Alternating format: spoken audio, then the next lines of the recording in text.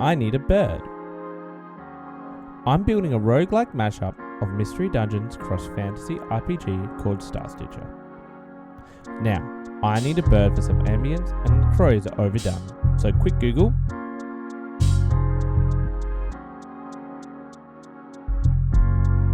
Let's go with this thing, a Marabou Stork as inspiration. Throw it into Sprite.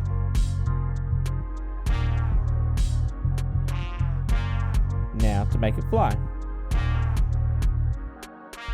Huge credit to Sadface RL for their useful tutorial and their animation.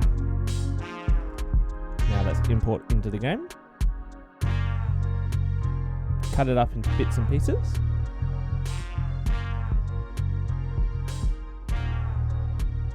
Quick little program. And there we go. Bird. As the scene develops, it flies away. But now, I don't have the cart to kill it. And it's flown away. Which means